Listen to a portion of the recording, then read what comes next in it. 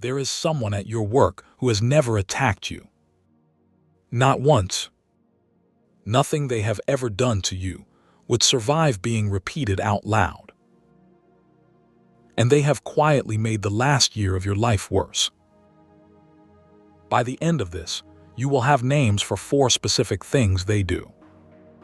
Not a feeling. 4 moves with tells and with counters. And a move you can name, silently in the second it happens, mostly stops working.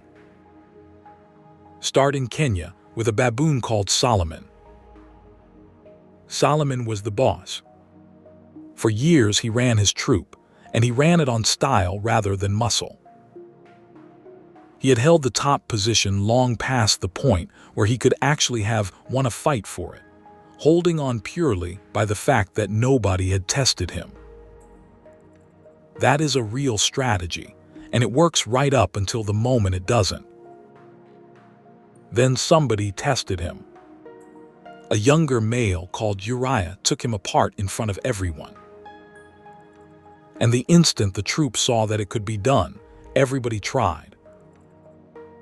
Solomon did not slide down one place. He fell to 9th.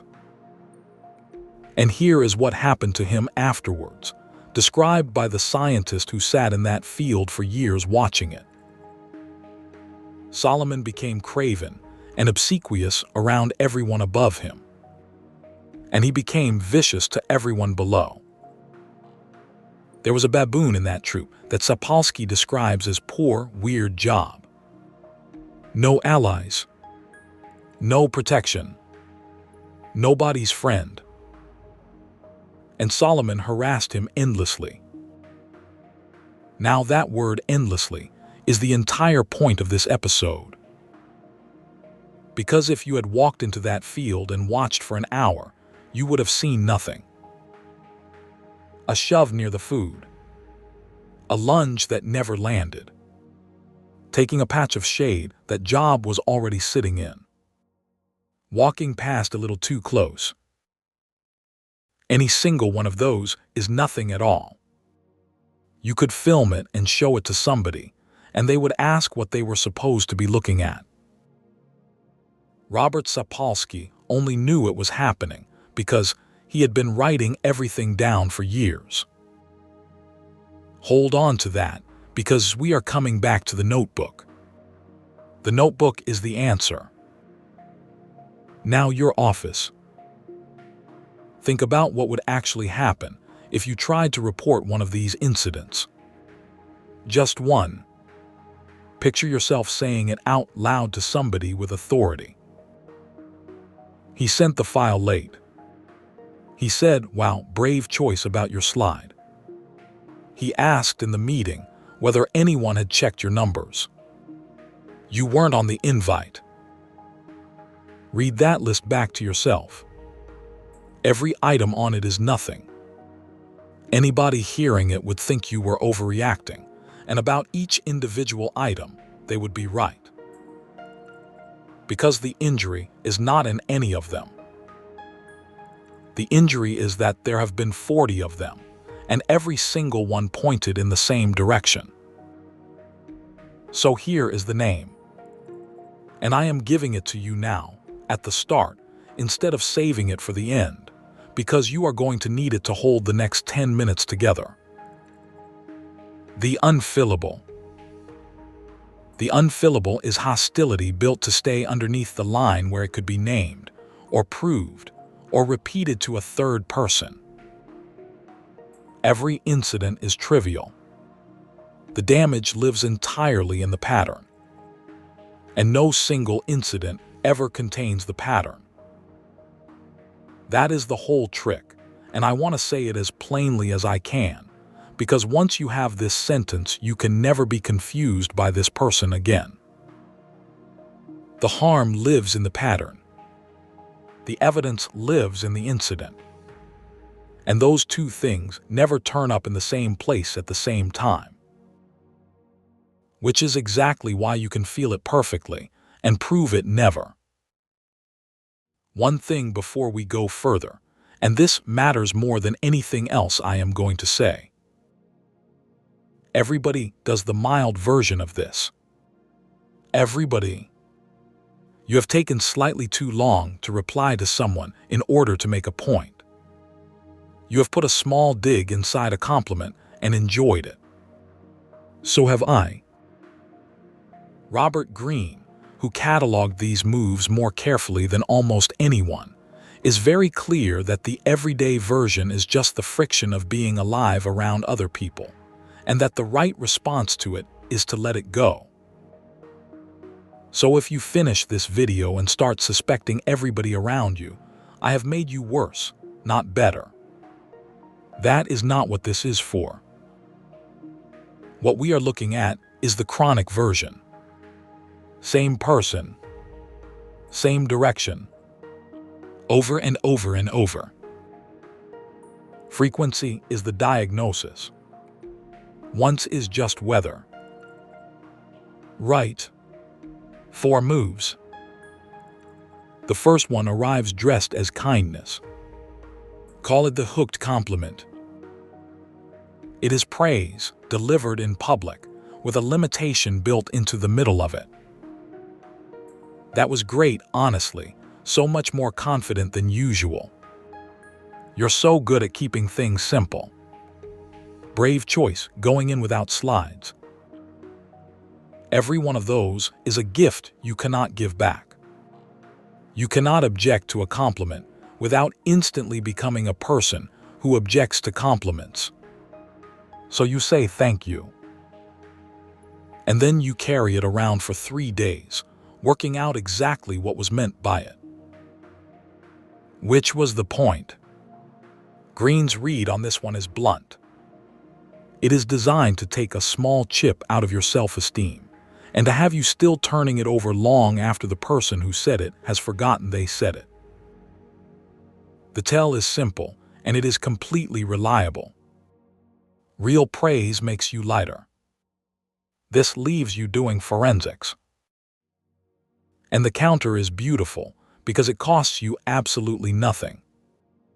Take it at face value. Warmly. Thanks, I thought it went well too. Do not hunt for the hook. Do not flinch. Do not fire back. The move needs you to have felt it land. Feel nothing, and there is nothing there. The second move happens in front of everybody. Call it the question that isn't. Your item on the agenda.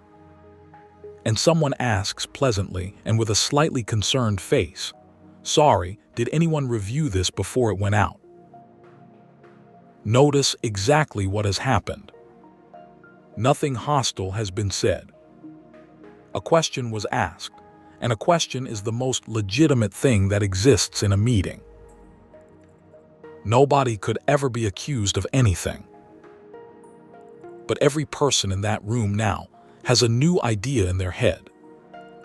The idea that your work might not have been checked.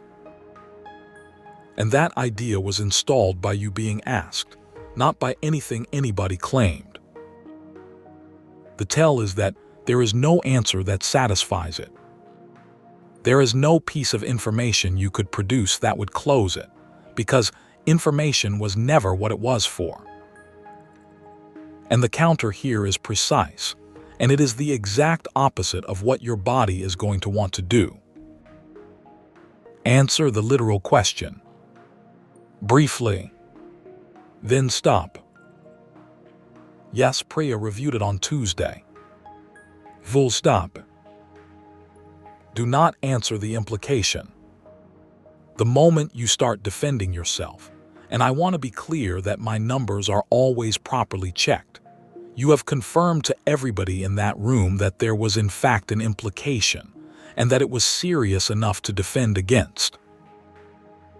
The room only finds out there was a knife if you bleed. The third move is made out of nothing at all. Call it the careful omission. You weren't on the thread. The invite never arrived. The decision was made on Thursday, and you found out on Monday. And every single one of those has a perfectly good explanation, because absences always do. The distribution list was old. It was just a quick sync. We didn't think it was relevant to you. This is the purest form of the whole category, because nothing was actually done to you. Something merely failed to include you. There is no author.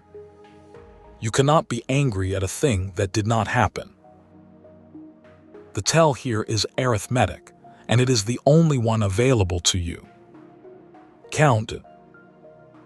If you have been left off 11 things this year, and everybody else has been left off 1 or 2, that is not forgetfulness. That is a rate. And your counter is not confrontation. It is plumbing. Build a second route to the information. A person, a channel, a standing 5 minutes with somebody who is always in the room. Make yourself impossible to isolate. Because when being left out stops costing you anything, it usually stops happening. It is only worth doing while it works. And the fourth move is the one that actually damages you. Call it the reversal. You finally raise something. Calmly, reasonably.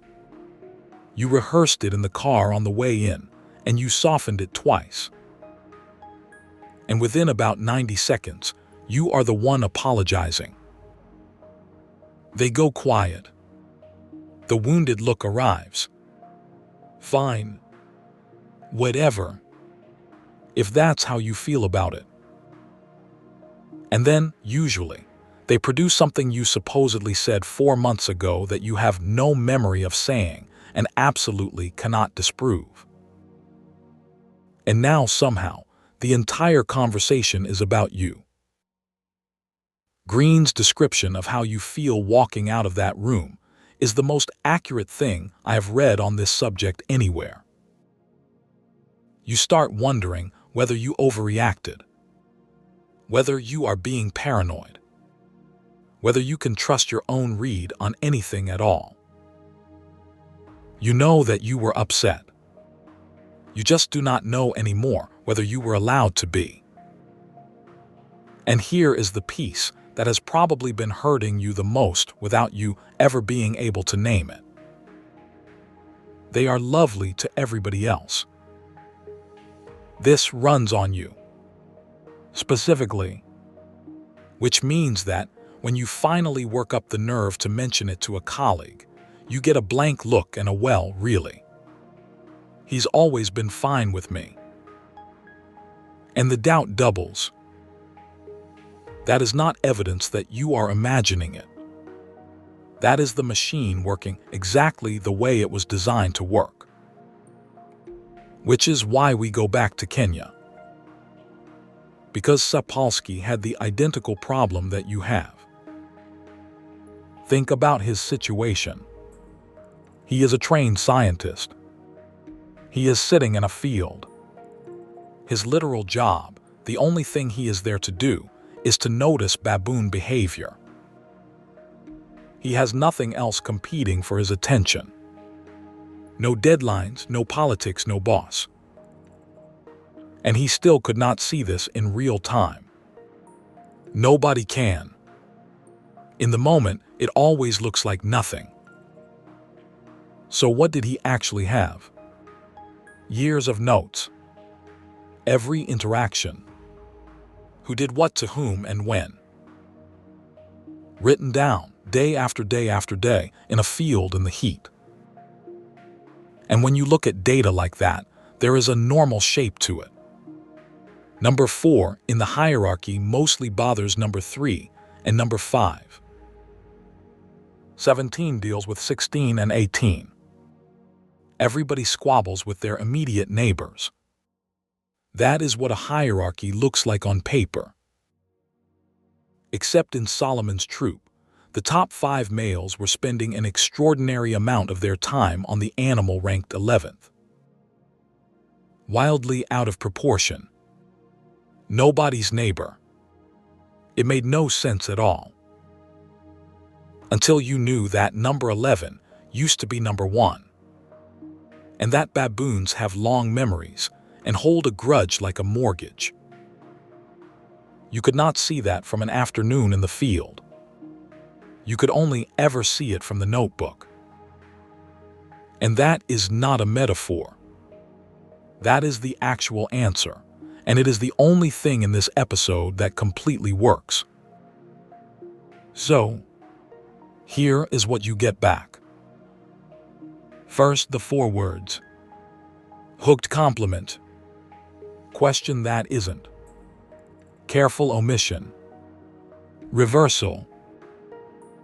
That is not decoration, and it is not a party trick. This entire thing runs on being unnameable, which means naming it is the counter. When you can call it silently, in your own head, in the second that it lands, you stop absorbing it as a vague personal ache, and you start receiving it as a recognized move. And a move you have recognized has already lost most of its power over you. Second, keep the notebook. Greene's advice on this is essentially Sapolsky's method, and I want to be exact about why it works, because it is not the reason you think. You are not building a case. You are not preparing to escalate. You are not going to show it to anybody. You write it down, the date, 1 line, what happened, so that in 4 months at 11 at night, when you are lying there wondering whether you invented this entire thing, you can go and check. Sometimes you will read it back and see that you overreacted, and that is genuinely useful too. But mostly, you will read 11 entries all pointing the same way, and the doubt that has been quietly eating your evenings will simply stop being available to you. 2 minutes a week. It is the cheapest thing in this entire series, and it is the only one that fixes the part that actually hurts. Third, stop paying. Every one of those 4 moves is funded by your reaction. The flinch, the over-explanation, the wounded pause, the 3 days of analysis. Composure here is not about dignity, and it is not about being strong. It is about non-payment. Be the most boring possible target, and the whole operation quietly stops producing a return. Fourth, stop trying to fix them. The conversation where they finally understand and see it from your side and apologize, that conversation is not on the menu. It is not available at any price you can pay.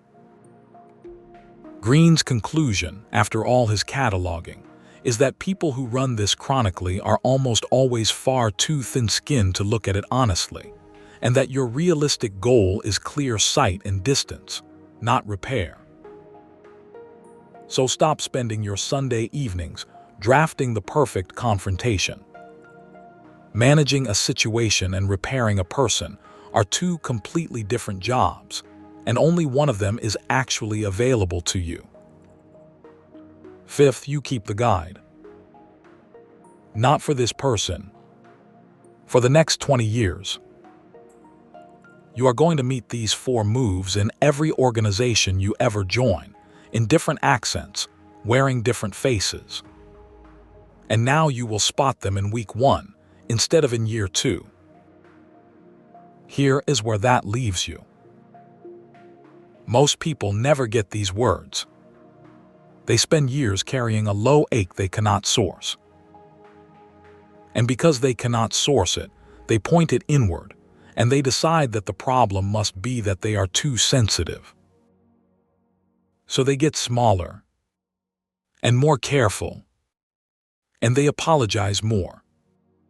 And the thing that is actually happening to them stays completely invisible for an entire career. That is the large group. That is most of the working world, and it is a genuinely lonely place to be standing.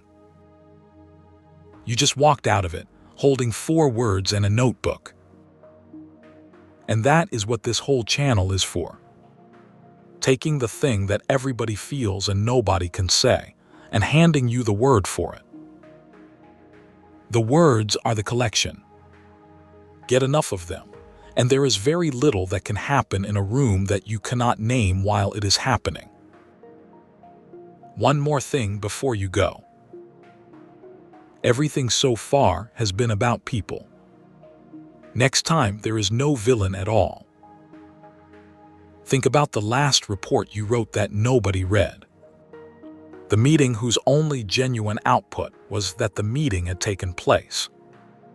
The form, the update, the deck, and that quiet, disloyal thought you have had and never said out loud. That if you simply stopped doing a good chunk of your job, it would take a surprisingly long time for anybody to notice. And that nothing would actually break. You are not lazy. You are not ungrateful. And that thought is not burnout.